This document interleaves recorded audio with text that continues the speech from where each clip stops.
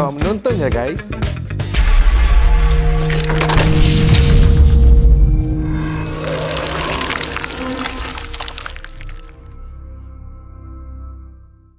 Assalamualaikum semua. Terjumpa lagi di bulan Jun. Diharapkan anda semua sihat sejahtera kat rumah.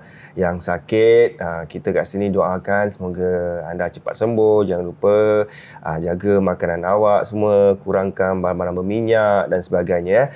Diri anda tahulah macam mana nak jaga. Dan sekiranya kalau ada gangguan-gangguan lain, senang-senang pergilah cari peruqyah-peruqyah yang bertauliah. Jangan cari orang-orang yang jeng-jeng-jeng. Okay?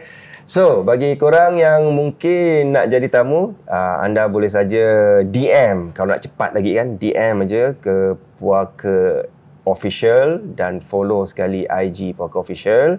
Dan jangan lupa follow TikTok sekali. Okay? Dan mungkin ada yang nak share video-video ke apa, korang boleh saja email pada kami di puakasg@gmail.com dan mungkin kita akan upload di Facebook Puaka Official. Ikut sekali Puaka Official. Baiklah. Hari ini saya tak keseorangan. Saya bertiga. Kadang ni. Kita ada Ustaz Ruknudin. Waalaikumsalam. Ustaz Ruknudin akan bersama saya hari ini. Dan hari ini juga tamu kita, Najwa. Hello. Nervous ke? Nervous. Asal nervous? First time buat macam gini. So, tak pernah. Okey. Tak pernah bercerita kat orang juga kisah-kisah. Pernah bercerita tapi dengan family aja. Dengan family je. Dengan orang luar macam besar-besarnya podcast ni semua tak pernah. Okey. Lepas ni popular lah, famous. Tak lah. So, mungkin nak share cerita dan Ustaz Ruknudin pun mungkin akan bagi nasihat. Jadi kita sama-sama belajar hari ni. Sambil kita berhibur, kita timba ilmu sekaligus. Okey, Najwa. Selalu cerita, ini first time kat sini First time dekat luar. Selalu dengan family aja. Cerita kat family. Habis bila kalau nak cerita pasal, ada berlaku kat rumah ni semua? Ada. Usually is macam, kalau pengalaman selalu macam dengar tapi tak pernah nampak. Okay. Alhamdulillah lah. Banyak cerita hari nak share Boleh lah, tak banyak sangat lah. Tapi boleh ada lah, juga kan, lah. Okey, ada yang selalu tanya, ini siapa? Ini siapa? Ini artis ke bukan? Bukan, ni peminat puaka. Okey, sebab ada orang nak tahu, ni siapa? Ni siapa ni? Korang semua nak tahu ni siapa? Ni siapa? Dengar je lah. Cik, marah. Saya tak marah. Saya gurau je. Okey, kita dengar cerita Najwa. Okey, cerita pertama Najwa. Cerita pertama, bila dululah, sebelum pindah rumah dekat my current house sekarang, I used to live dekat Toa Payoh dulu. Then masa kat Toa Payoh, saya tinggal situ daripada 2009 sampai 2015 gitu. Tapi kira kan masih muda lah, masih kecil lagi. Tak tahu banyak sangat lah. Pernah satu kali terjadi pada, tak tahulah bila, but it was at night. Then mak saya, kakak saya dua, semua dekat dapur. Tengah macam berbual lah, tengah jemur baju semua. Dan saya seorang dekat Living room. Tengah tengok cerita. Tapi malam tak adalah malam sangat, tapi malam lah. Tengah tengok cerita, then my TV, dia dekat belakang dia is tingkap tau. So, you tahulah macam rumah dia macam mana kan. So macam tingkap tu kira macam you punya tingkap rumah koridor. Koridor. Habis usually macam kat that area ada macam makcik kopok lah, jual kopok semua. But that night saya tahu tak ada makcik kopok pasal sunyi lah, macam tak ada orang akan jalan. Tiba tengah tu cerita kan, nampak kat tingkap macam ada orang tengah jenguk. Tak tahulah kalau manusia ke tak lah. But then kalau manusia, I boleh nampak lah muka dia, macam wajah muka dia semua kan. Tapi yang ni pun tak nampak any features. It was just macam blank. Macam dia pakai tudung. Dia pakai tudung macam cover sampai sini tau. Dan dia macam tengah tengok gitu. Dan bila saya nampak, dia terus macam sembunyi. Dan I go to the door lah. Tengok kalau jenguk kat luar ada orang ke tak. Tapi tak ada orang. Tak tahulah kalau tu manusia ke tak lah. Terus dia lari ke. Siang hari tu Malam. Okey. Tu muda lah.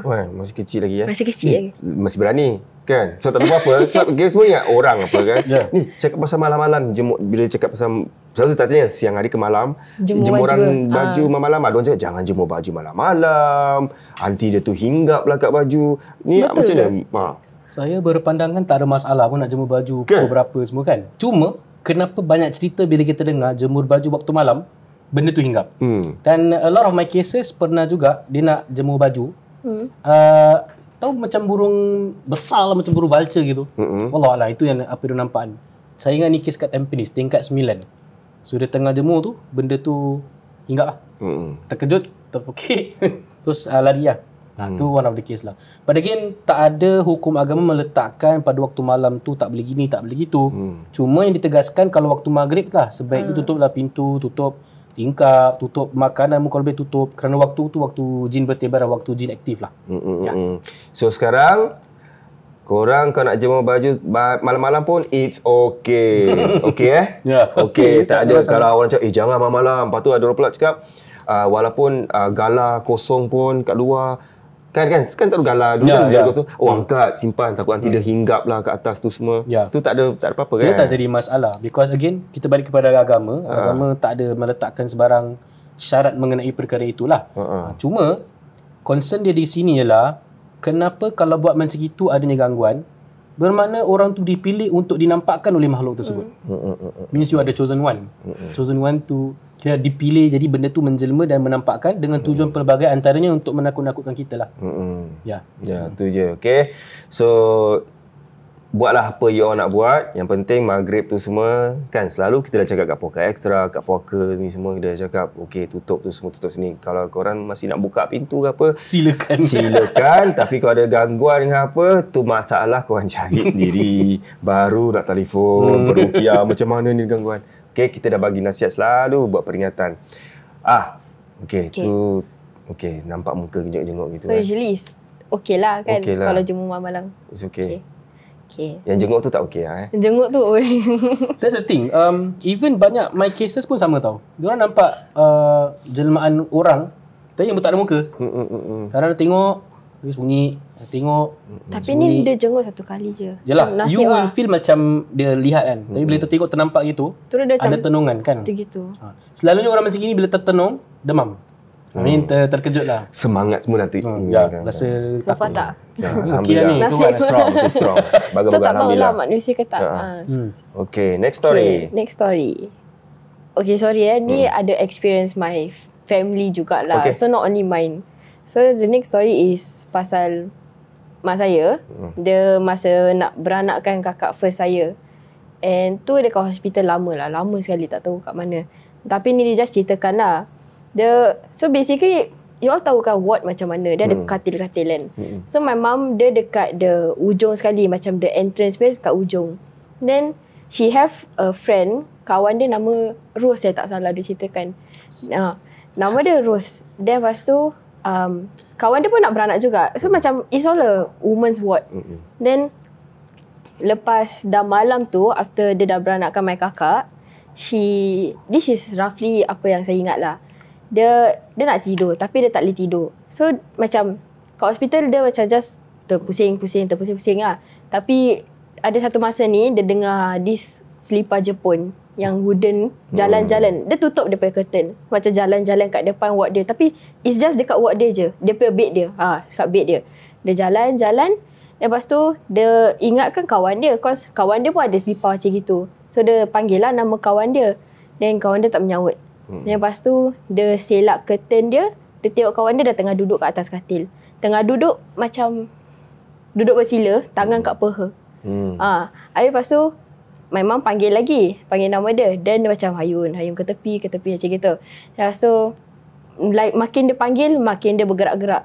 Then tu yang my mum dah tahulah that itu bukan kawan dia. Then the next morning dia tanyalah kawan dia, semalam kawan dia tu bangun tersadar ke tak lah. Dan kawan dia kata tak lah, dia tengah tidur. Pasal macam baby kan semua dekat nursery kan.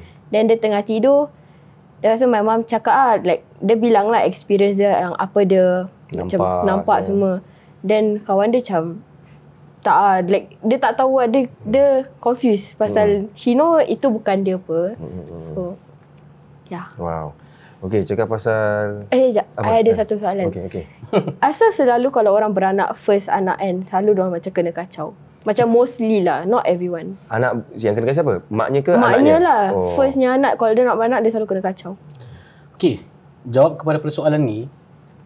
Dia ada satu jin ni memang diterangkan Rasulullah memang tugasnya mengganggu budak-budak. Tugasnya mengganggu orang yang perempuan yang baru melahirkan. Ni dia dinamakan Ummu Sibyan. Ummu Sibyan ni translate itself as a mother of babies. Okay. Dia memang kerja dia lah. Again, kita tak boleh confirm yang mengganggu tu Ummu Sibyan ataupun tidak, but berdasarkan dalil adalah kewujudan makhluk jin yang suka mengganggu orang yang baru lahir dan sebagainya. Persoalan dia, kenapa selalu anak first? In fact, I've heard stories anak first juga, dia dah lahirkan anak, hospital dah tak ada lagi dah. Dia baring kat sebelah tu katil kosong. Tapi nampak rambut jatuh panjang sampai ke lantai lah. Kan? Kemudian dia tengok, dia dah nangis lah. This yang ceritakan tu dia seorang, tu kosong. Now bukan dia je nampak, orang lain pun nampak. So dia nampak rambut tu ni dan kemudian mengilai. Dia tahu-tahu lah. Yang diorang panggil ni tak datang, dan baru datang, dia dah explain lah. So tu antara banyak sebab, dan even through clients yang kita ruqyah pun kebanyakan kalau si budak asyik nangis malam-malam. Yang selalunya kita akan budak-budak kalau kena gangguan kita ruqyahkan parents dia. Now menjawab persoalan. Yang pertama, kenapa asyik diganggu? Okey, saya cuma nak tanya, your family diganggu daripada kecil sampai ke besar ke, atau sesekali jarang-jarang macam mana? Sesekali. Sesekali. Okey, dan kemungkinan adalah satu ujian lah. Menjawab soalan itu, Allah dah izinkan gangguan ni berlaku. Okay. Dan yang saya paling concern selalunya ialah kalau your mother dah kena gangguan, adik-beradik your mother kena gangguan, your nenek pun kena gangguan, kemungkinan ini jin nasab ataupun saka lah. Bila melahirkan je pasti ada gangguan dan sebagainya. Dan ada yang mengatakan kalau turunnya saka tu selalu kepada anak perempuan. Sama ada first ataupun last, wallahu alam. Again, ini semua speculation, tak ada teori yang membenarkan apa yang diperkatakan lah. So again, why saya kena gangguan, why selalu kena gangguan? Seperti Rasulullah SAW sebutkan, ada memang jin nak mengganggu. Ujian. Bila kita diuji, pahala kita ditambahkan, dosa kita diampunkan, fikir macam segitu je lah. So satu lagi yang saya nak cakap tu, mungkin dah berumah tangga belum? Belum kan? Belum. Okey, kalau contohnya orang-orang yang nak berumah tangga ni, yang nak melahirkan ni semua, macam cerita tadi tu kan, saya tengok apakah nasihat Ustaz untuk ibu yang baru pertama melahirkan? Kumat-kamitkan bibir tu dengan selalu membaca Al-Quran. Surah Al-Fatihah, surah Ikhlas, surah Falak, surah Nas, sentiasa baca. Banyakkan berdoa. Dia dalam keadaan pertaruhan nyawa. Dalam keadaan pertaruhan nyawa tu, dalam keadaan dia berasa sakit, doa dia makbul. Itu kelebihan bagi orang-orang yang melahirkan anak. Cuma masyarakat kita pula, kalau dia lahirkan anak, dia mati jadi pontianak. So ini tak ada kebenaran dia lah. Bahawasanya kalau mati dalam keadaan beranak, melahirkan tiba-tiba mati jadi roh pontianak, no such thing.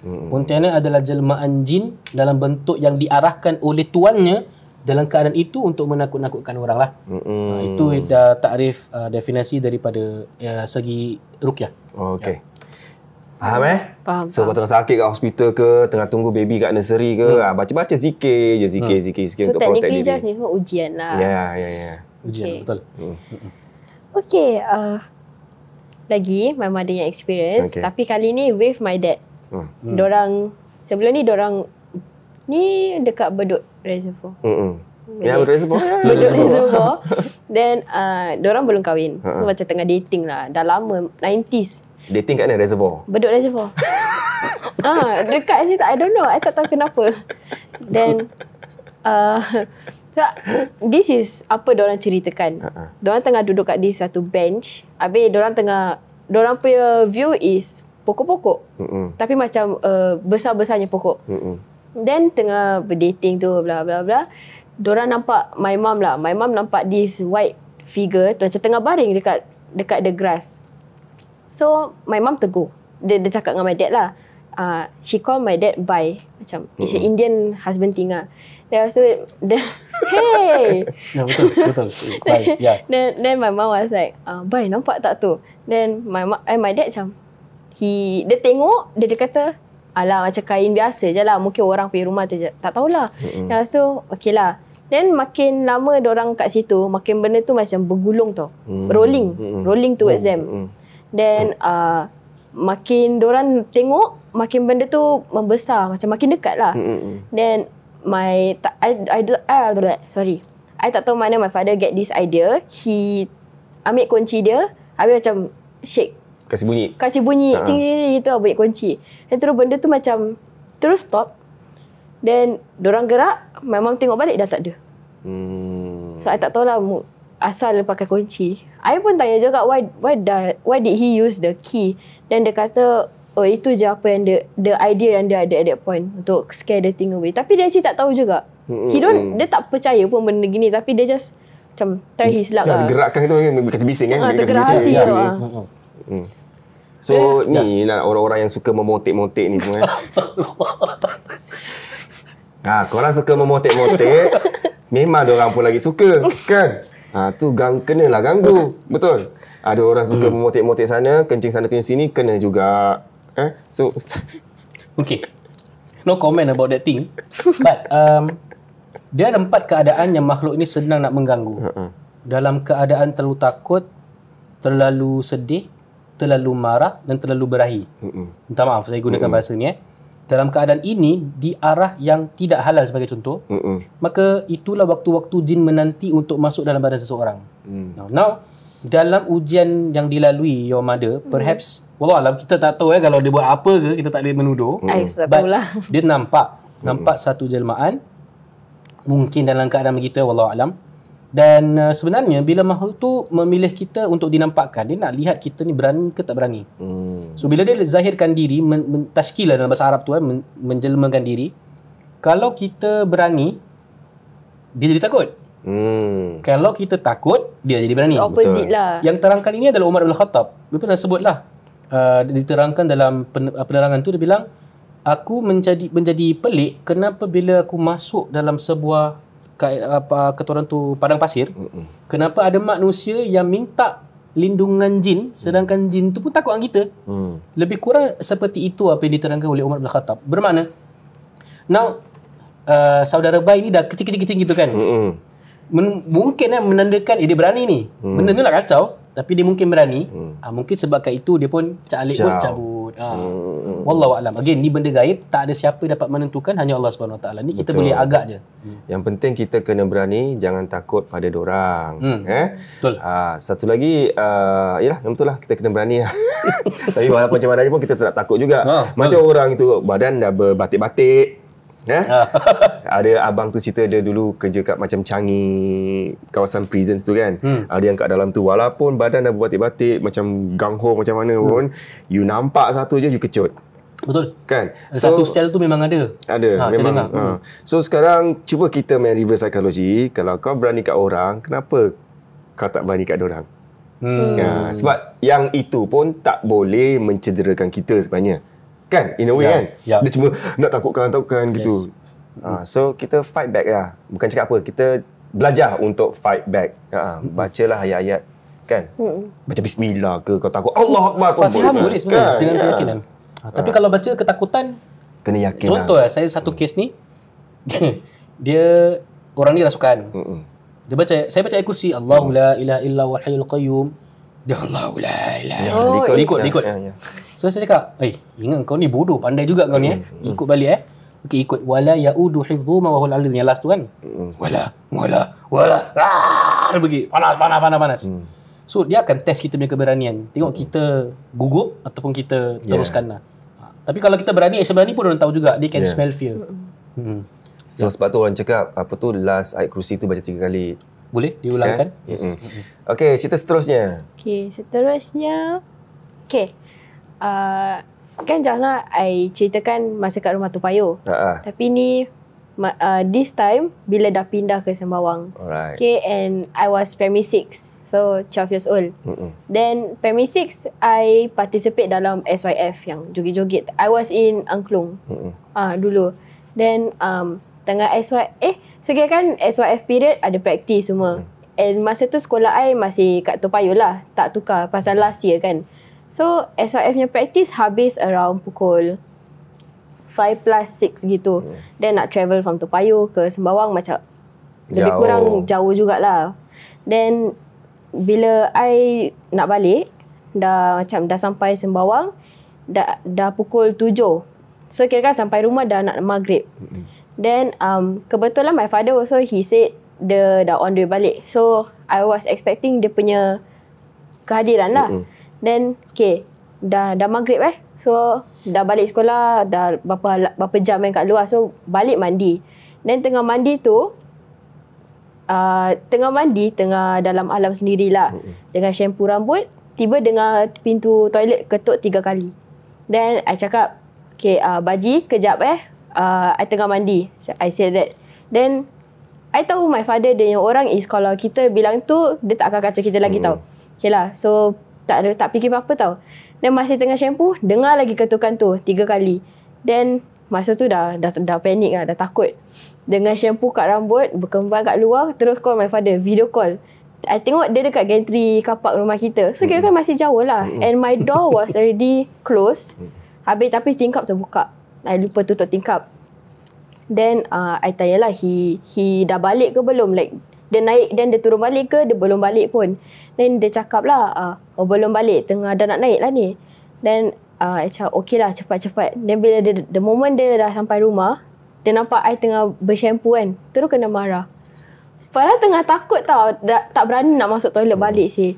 Then dia marah, dia cakap lah kenapa. Then I bilang dia apa jadi. Then dia kenalah marah lagi. Pasal dia tak percaya apa. Right.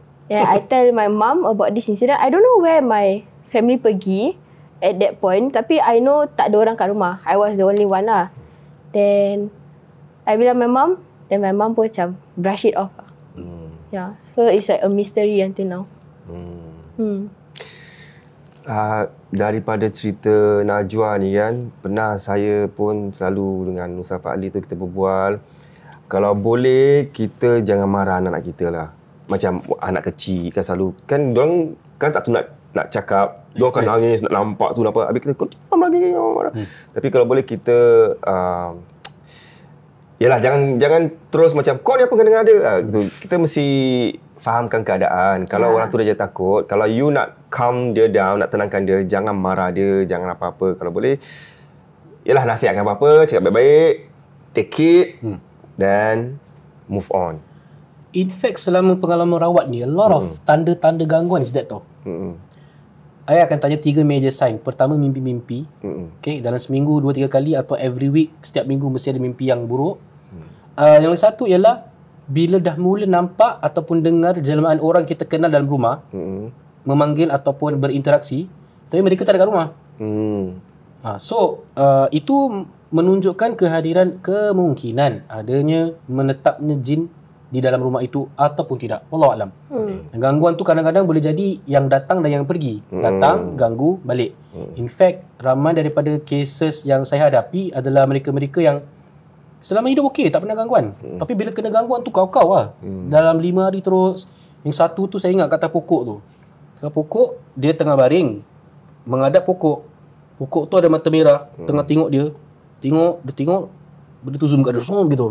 Tu kena rasuk. Macam cerita-cerita dalam movie kan. Rupanya ini depiction cerita benar lah. So, itu tanda-tanda menunjukkan gangguan. So, cubalah kalau nak ruqyah story. Biasa mimpi-mimpi tak? Ada mimpi-mimpi.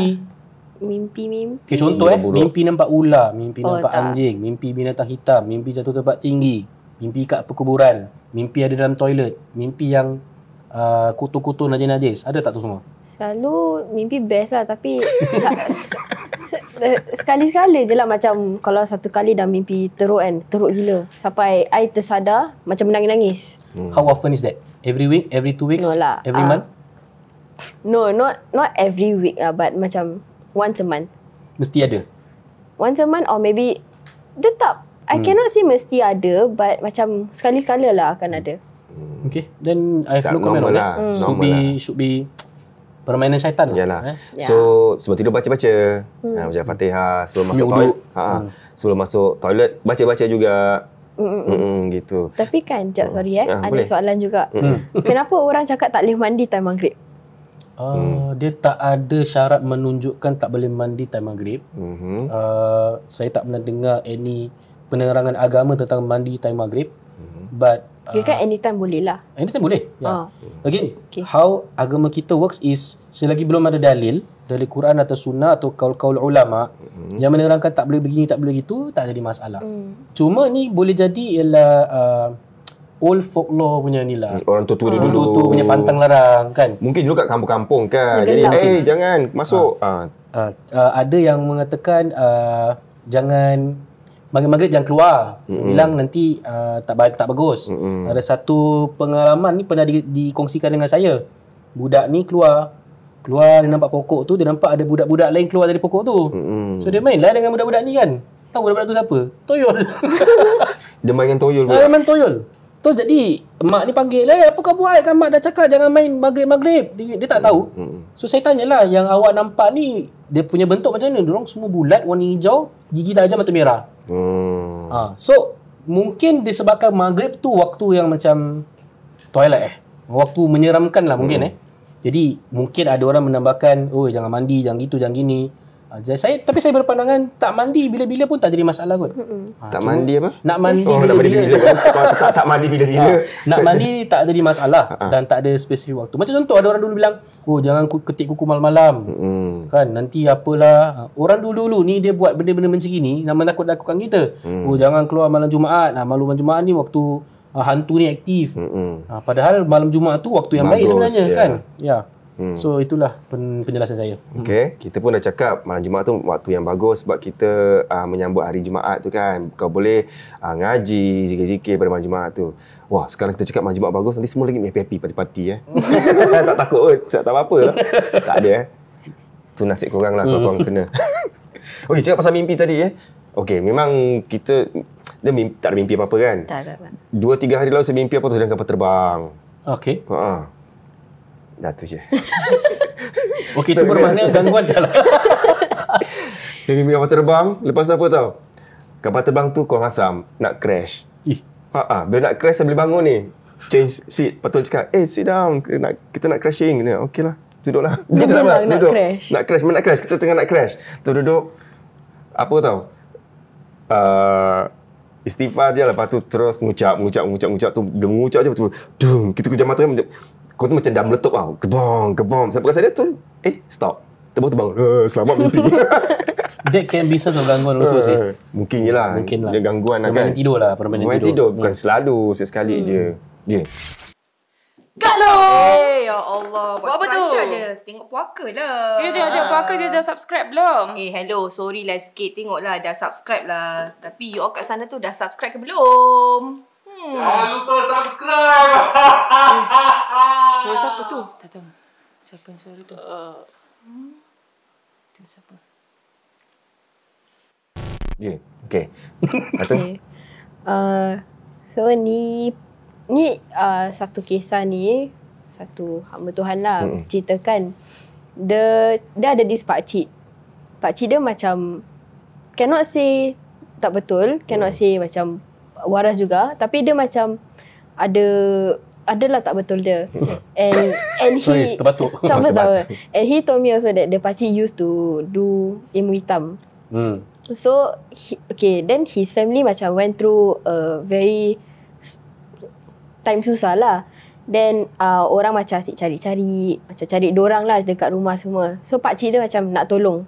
Pakcik dia buat this satu macam spell untuk sembunyikan rumah dorang. Kira orang tak boleh cari rumah dorang unless orang tertentu aja. So boleh ke macam itu? Itu sebenarnya sihir. Tahu itu sebenarnya sihir lah, tapi macam macam mana dorang buat? Tak tahulah. Wallahualam. Ramai faham sihir hitam iaitu dengan membuat sesuatu yang rukun sihir ada 4 Pertama ialah akad perjanjian syaitan dengan orang tersebut. Yang kedua ialah kemungkaran yang dilakukan lah. Macam ini. Siapa perawat yang akan tunjuk yang dia akan sembelih kambing, ambil darah kambing tu, kemudian baca-baca dekat benda, kemudian tanam, kemudian jadi sihir. Tak akan ada orang akan mengaku. Tapi bagaimana setan tu nak membantu orang dalam bentuk sihir, jadi orang tak sadar ni salah tau. Ialah dengan menggunakan cara sihir putih. Example dalam buku-buku mujarobat kita panggil buku rawatan oleh sesetengah penulis. Okay, bila kita baca, dia bilang macam ni. You tell me, ni betul tak betul? Okay. Kalau nak menghancurkan musuh, pertama Islam ajar tak menghancurkan musuh? Tidak lah. Ada. Kalau ingin menghancurkan musuh, carilah bukan daging, tulang anjing, kepalanya dan kakinya. Kepala anjing dengan kaki anjing dihancurkan, letak dalam kain hitam, tulis ayat Quran di situ, campur dengan darah kera, tanam dekat rumah orang tersebut, insya-Allah musuh akan berantakan. Dia cakap tau, insya-Allah musuh akan berantakan. You tell me, ni betul tak betul? No. But inilah yang diajarkan banyak dalam kitab-kitab rawatan Melayu. Macam tadi ada satu episod ni saya terangkan, kalau nak tambahkan kasih sayang, potong telinga kucing. Ya. Kucing kena kembiri tu kan. Kesian Guna darah kucing dalam rawatan, boleh tak boleh? Dalam kitab itu juga menerangkan khasiat darah. Dia bilang kalau untuk orang menyayangi seseorang, gunalah darah, campurkan dengan, minta maaf bahasa saya, air maninya, tanam di bawah tanah 40 hari. Kemudian campur dalam makanannya. Kalau kita yang waras ni, kita akan baca macam, ni merepek sih. But ni dia ajar dalam kitab, yang kalau kat depan-depan kita tengok, kena guna Quran, kena berzikir, kena begini, kena begitu. Itu sebab ilmu tu penting dalam memahami, membezakan sihir putih dan sihir hitam. Now, menghilangkan rumah, menggaibkan sesuatu, Islam tak pernah suruh buat benda macam ni. Yang diajarkan adalah melalui pertolongan jin. Macam mana digaibkan? Mata orang itu akan dibutakan. Sedangkan Al-Quran juga menerangkan, saharu ayunan nas fastarhabuhum. Mata mereka disihir untuk ditakut-takutkan. Jadi antara fungsi sihir ialah membuatkan mata kita ni kabur, tak nampak sesuatu yang perlu dinampakkan. Di sini mungkin rumah lah. So, again, ini sebahagian daripada sihir. Ada yang tidak setuju dengan pandangan saya, ini hanya pandangan semata-mata. Jika tidak setuju, let's agree to disagree. Okay, itu penjelasan saya lah. I see. Okay. So, lagi ceritakan. Okay. Ya, 10 cerita. Ada few. Ada silakan. The same person ceritakan I that pernah satu pengalaman dia face masa kat rumah Chua Chu Kang dia. Tapi dah pindah lah sekarang. So, masa kat rumah Chua Chu Kang, the area dia macam ulu tau. Macam seram lah. Then, ni dah malam. Mak dia kat bilik mak dia dengan adik dia, habis dia kat bilik dia. Then, kebetulan cousin dia nak balik. Cousin dia tinggal dengan dorang lah at that point. Dan lepas tu, dia memang suka tidur lambatnya orang. So, masa ni dah malam, dia tengah main game. Tengah main game, tiba dia dengar macam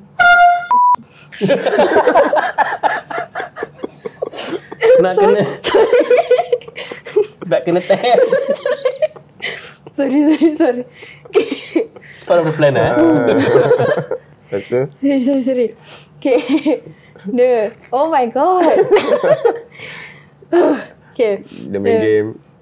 Dia main game. So, dia kat bilik dia. Then, dekat living room punya pintu papan, dia dengar ada orang macam tengah gerrrr gitu. Dia punya doorknob dia. Tengah gerrrr gitu. Habis dia tengok, macam dia tak tengok lah. Dia tak tengok kat peephole. Dia tengok bawah, tak ada shadow, tak ada apa. Tak salah. This is roughly apa saya ingat lah. Dan lepas tu, dia panggil mak dia. Then dia cakap lah, ada orang kat luar rumah tengah main-main dengan pintu lah. Dan mak dia marah dia pula. Mak dia macam, apa kau merepek? Then lepas tu dia kata lah, okay come, I bring you go to the door. Then dia dengar mak dia dah keluar. Then mak dia pun dengar. Terus semua dah takut lah. Then baru tahu dia bilang cousin dia, kalau nak balik kau macam minta orang teman something like that. Then cousin dia pun tanyalah kenapa. Pasal cousin pun takut lah lepas tu. Diorang semua lelaki, tapi diorang takut. Okay. Then lepas tu cousin dia takut. Cousin dia minta tolong dengan pakcik dia yang ada ilmu tu. Minta tolong macam teman lah hantar ke rumah. Bukan pakcik tu. Pakcik yang lain. Tak tahu, tersalah story agaknya. Bukan salah ketuk pintu yang kan ada kucing scratch. Ada scratch. My pakcik is my cousin, my mother cousin. Oh, your pakcik jugalah. Ya. Dia betulnya orang mungkin. Salah. So it's not the pakcik ilmu. Okay, ya. So cerita dia macam dia dengar gerrrr, habis ada kucing scratch. Then cousin nak balik, dia minta tolong pakcik dia lagi satu. Then dah. Tapi tak tahulah apa tu. Mungkin gangguan biasa ke? Ni gangguan dia apa? Scratch kucing lah.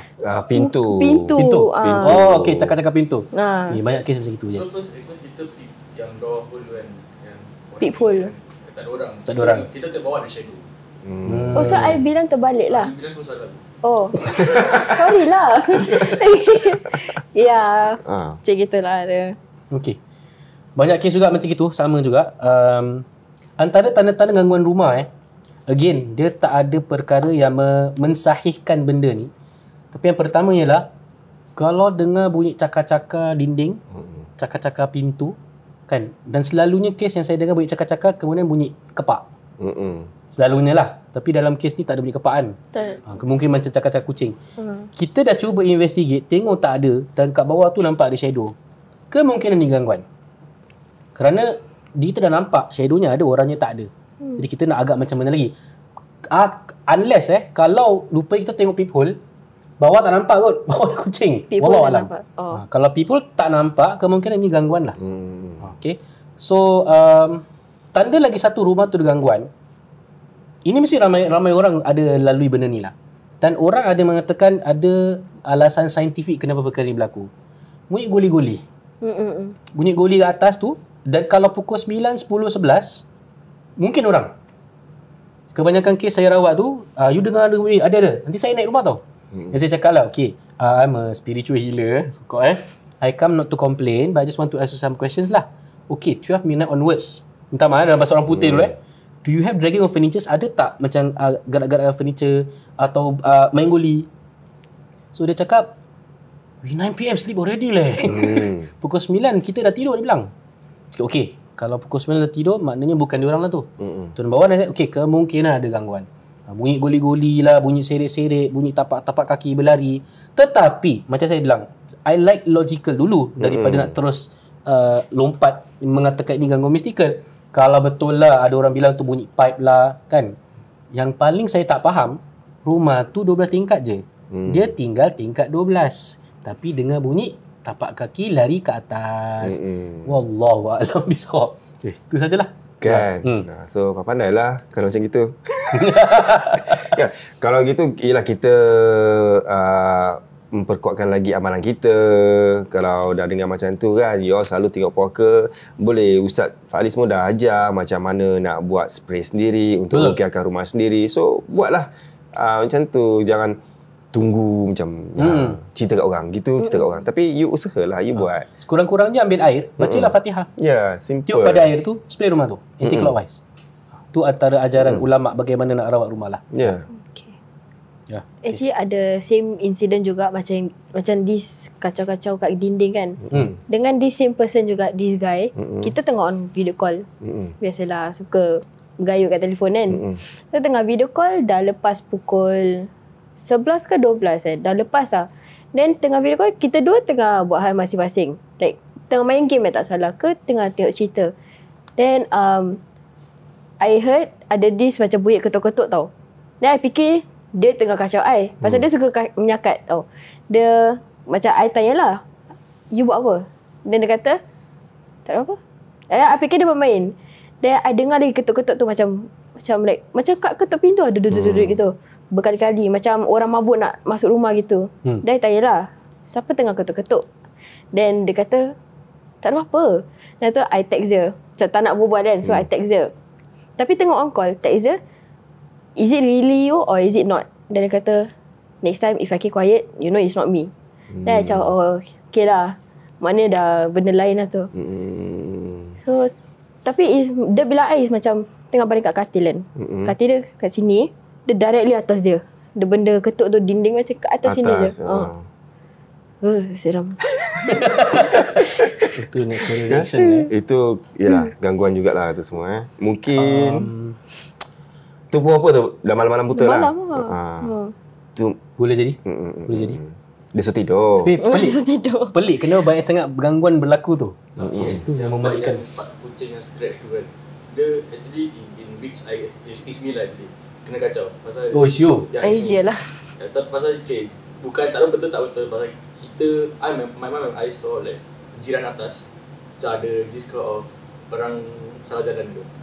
Macam agama dia sesat gitu. Macam Abuja. this is what syaitan nak, you know. When kita kena gangguan, kita akan try to suspect orang lain. Tak, kita nampak dengan mata kita sendiri. Faham? You know mereka mengajar kat jalan sesat. But that's not the first thing we should do. Menuduh mereka. Faham?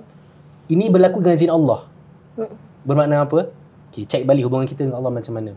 Okay? Syaitan ni, tu tugasan dia macam itu. Bila satu benda berlaku, dia nak kita pinpoint others. Sedangkan Allah dah izinkan tau. So, any harm, any kemudaratan, Allah mengizinkannya. Bermakna, Allah sedang uji kita ni. Kita ni nak bergaduh dengan orang, menuduh orang, ataupun tak apa. Allah nak uji kita ni. Okey, kita ambil air. Kita baca surah Al-Fatihah, Ayatul Kursi. Bacalah. Okey, kita tiupkan dan kita rawat. Tak apa. Kita yakin kepada Allah. Itu yang kita nak. Bukan kita mula nak, walaupun mereka sesat. Of course, they will be the first suspect kita nak cakap is mereka, right? The same case selama saya merawat orang dalam ruqyah, bila kita tahu ahli keluarga yang pernah berjumpa dengan bomoh, kita akan cakap dia. Betul tak? But itu tidak penting. Yang penting ialah perbaiki amalan kita dengan Allah. Bersangka baik dengan orang, bersangka buruk adalah sebagai daripada amalan syaitan lah. So, saya sarankan for the both of you, cuba rawat rumah tu dulu. Ambil air, baca surah Baqarah. Kalau boleh, surah Baqarah panjang. Surah Fatihah, bacalah banyak kali. Tiup pada air tu. Kalau ada minyak kasturi, letak minyak kasturi sikit. Kasturi kijang ke, kasturi hitam, kasturi putih. You spray rumah dulu. Dah pindah. Dah pindah okey lah. Tapi apa ilmu tu yang kita nak lah. In case kalau berlaku gangguan, relax dulu. Jangan cepat tuduh orang lah. Ya. Okey, ingatlah semua kalau apa-apa kita perbetulkan diri kita sendiri dululah. Rawat diri kita, rawat rumah kita dan protect rumah kita dulu. Mungkin itu apa kata orang tu, message daripada Tuhan untuk preparekan diri kita sendiri. Betul. Okey, ada last cerita? Ada. Okay. So I have 5 adik-beradik. Campur saya 6. And saya last lah. Then tapi semua dah kahwin. So satu spesifik kakak ni, I panggil dia Ate. Dan kita masa ni dia baru pindah rumah. So macam I sebagai adik dia, I memang rapat lah dengan adik-beradik I. So macam nak sibuk-sibuk lah tidur rumah dia sekali. Then dia tidur kat bilik master bedroom, I tidur kat bilik guest room. Fikir macam nak lepak lah dengan dia. Tapi dia dah tidur dulu. Okay, so ni baru pindah ni 2017 ke 2018. Dah tu I kat bilik guest room tengah baring. Memang suka tidur lambat jugalah. Tengah tengok phone. Tiba bilik dia ada macam katil. Habis tepi is macam wardrobe yang sliding door, yang glass tu.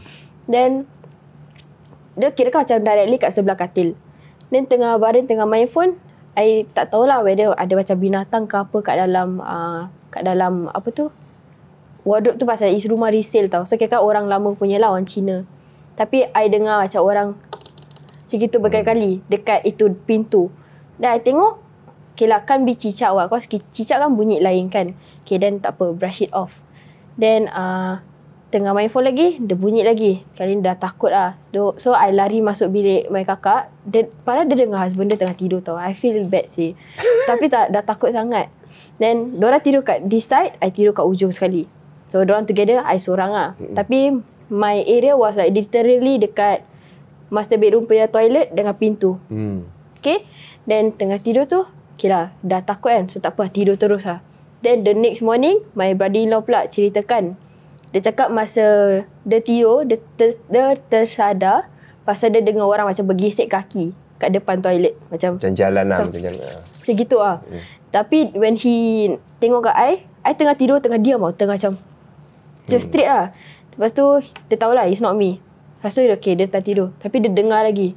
So, dia tahulah it's something not right. Then, mak dia is a ustazah. And mak dia ceritakan lah, bila dia first masuk rumah tu, memang dia rasa macam dah lain macam. Pasal, macam dah tak sedap. tak sedap lah hati. Tapi, tak boleh salahkan apa-apalah. Pasal tu pun rumah resale habis orang Cina dulu. So, diorang solat every time lah kat the bilik, each and every bilik dengan kat living room semua. So kalau macam ni Ustaz, pasal-pasal gangguan kat rumah ni semua, baik yang baru nak beli rumah, nak masuk rumah ataupun rumah kena gangguan, dinasihatkan, disarankan untuk, yelah, selain daripada ibadah kita, kalau boleh spray buat ruqyah rumah sendiri kan? Ya, betul. Cuma peliknya, kadang gangguan itu disebabkan gangguan rumah, tempat. Cuma yang lebih merisaukan kalau gangguan itu disebabkan gangguan orang. Di mana ada orang itu, di situ ada gangguan. So kalau seolah seperti itu, mungkin ada makhluk yang bertinggi bersama dengan orang tersebut. Di mana kalau ada orang tu mesti ada gangguan, wallahualam. Kalau nak confirm boleh cuba ruqyah lah. Kadang-kadang kalau ada reaksi adalah, kalau tak ada tak ada. Kita pun tak nak terlalu mengiyakan sangat kan. Betul. Begini, ya.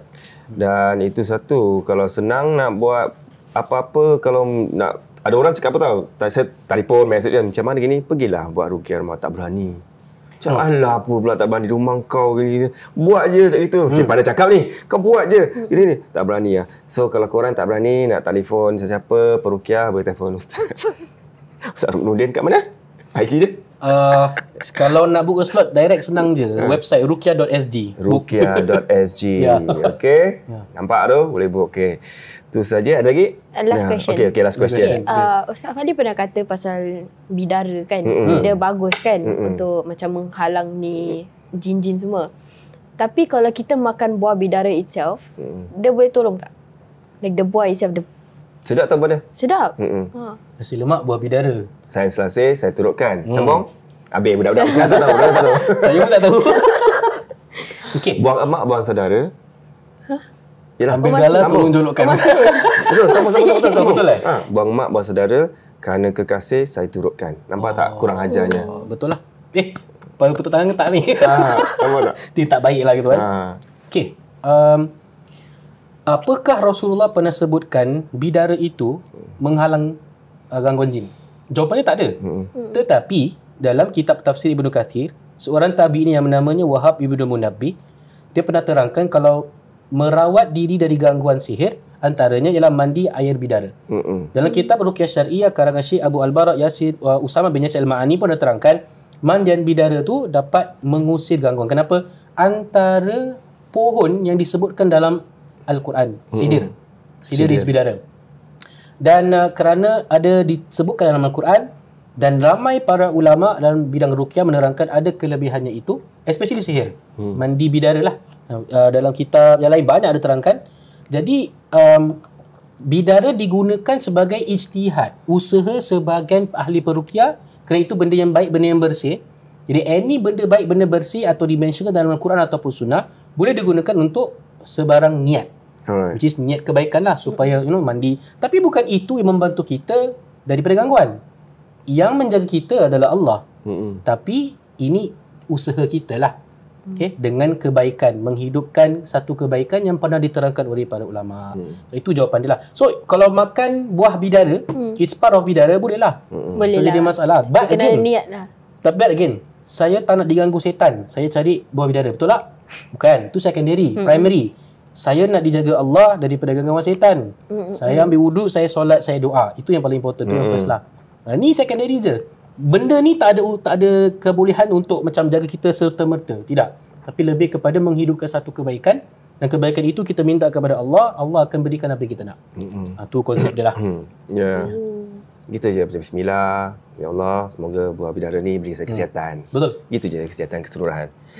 Okey, terima kasih Najwa kerana sudi datang, kongsi cerita, dan diharapkan cerita hari ini dan dengan penerangan daripada Ustaz Ruknudin ni sikit banyak memberi ilmu pada kita semua, dan kita jangan masuk tengah kiri, keluar tengah kanan Sekali lagi untuk mak-mak, bapa-bapa kat rumah, kalau anak-anak kecil itu dalam ketakutan, jangan terus marah dorang. Attend tu dorang kenapa gini gitu. Jangan kau kan? Selalu gitulah sampai sekarang. Kau tak apa-apa lah, kau merepek lah kau. Mana? Tak ada kan. Jemang lah yang dia diganggu anaknya, bukan dia kan. Tak baik. Tetapi boleh tambah last sikit. Bolehlah kau tak. Banyak kes, saya ada kira 14 kes budak-budak nangis. Bila saya ruqyahkan, mak bapak dia tu, di 14 kes salah satu mesti rasukan. Agak-agak siapa? Bapak ke mak? Bapak. Saya tak tahu kenapa. Saya hanya berkongsi. Lebih-lebih lagi yang ada skeptik tau. Tak adalah, mana ada ni semua. Mungkin bapak dia step garang kot. Wallahualam. Ini Allah nak uji lah. Sekali kita baca ruqyah, bapak dia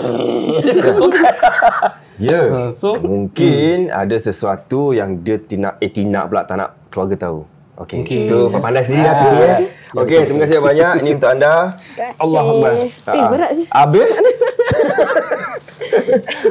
Okey, itu saja. Mini pocong.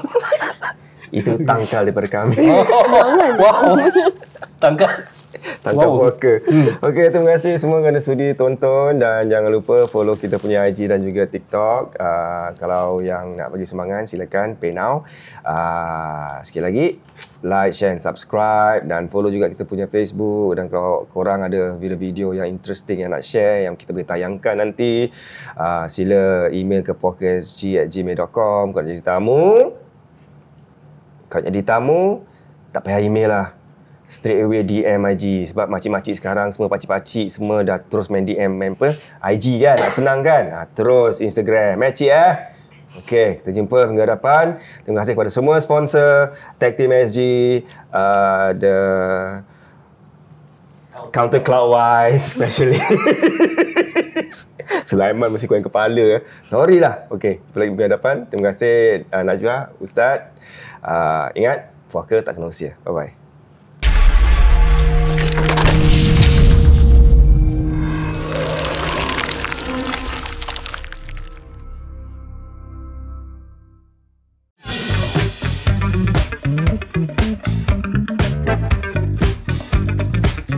See you next week, guys.